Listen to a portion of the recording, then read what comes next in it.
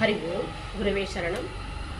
ஜோசியம் அப்படின்னு சொல்றோம் இல்லையா, அந்த ஜோசியம் எதன் அடிப்படையில நம்ம அதை பார்க்குறோம் அப்படின்னு பார்த்தோம்னாக்கா, நம்மளுக்கு நார்மலா இருக்கக்கூடிய பிறப்புல வரக்கூடிய அந்த ராசி நட்சத்திரம் அந்த லக்னம் அதெல்லாம் வச்சுதான் நம்ம பார்ப்போம் இல்லையா.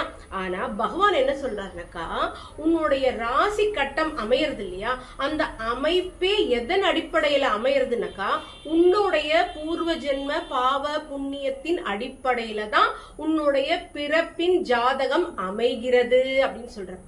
அதனால நம்ம ஜோஷியம் சரியில்லை, நம்மளுடைய கட்டம் தப்பா இருக்கு, எனக்கு இது அப்படியே ராகு இங்க இருக்காரு, கேது அங்க இருக்காரு, இந்த மாதிரிலாம் நம்ம புலம்புவோம், கஷ்டப்படுவோம், ஜாதகம் சரியா இல்லைன்னு வேதனைப்படுவோம் இல்லையா.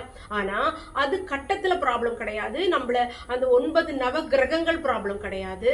அவ எதுக்கு இருக்கான்னாக்கா, நம்மளுடைய ப்ரீவியஸ் கர்மத்தை டிவைட் பண்ணி நம்ம லைஃப்ல அதை வெளியில கொண்டு வரணும். அந்த பாவ புண்ணியத்தை அனுபவிக்கிறதுக்காக அந்தந்த பிளேஸ்மெண்ட்ல அவ இருந்துட்டு நம்ம கர்மத்தை ஆக்டிவேட் பண்றாங்களே தவிர அவங்களால நமக்கு எந்த பிரச்சனையுமே கிடையாது.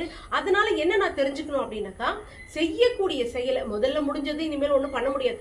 இப்போ இருக்கக்கூடிய ப்ரெசன்ட்ல ப்ராப்பரா ரைட் ஆட்டிடியூட்ல நல்ல விஷயங்களை புண்ணிய விஷயங்களை பண்ணினால் மட்டுமே நமக்கு அடுத்தடுத்து வரக்கூடிய பிறப்புகளா இருக்கலாம், அடுத்து இன்னும் கொஞ்ச நாள்ல வரக்கூடிய நாட்களா இருக்கலாம், அதெல்லாம் ஃபேவரபிளா பாசிட்டிவா இருக்கும். அதனால நம்ம பழச நினைச்சு கவலைப்பட வேண்டாம். அந்த ராசிக்கும் அதிபதியா இருக்கிறது நம்மளுடைய கர்மான்னு புரிஞ்சுட்டா போதும். அப்ப நம்ம கேர்ஃபுல்லா இருக்கலாம். இந்த விஷயத்தை நாம இன்னைக்கு மெசேஜ் எடுத்துக்கலாம். ஹரி ஓம் குருவே சரணம்.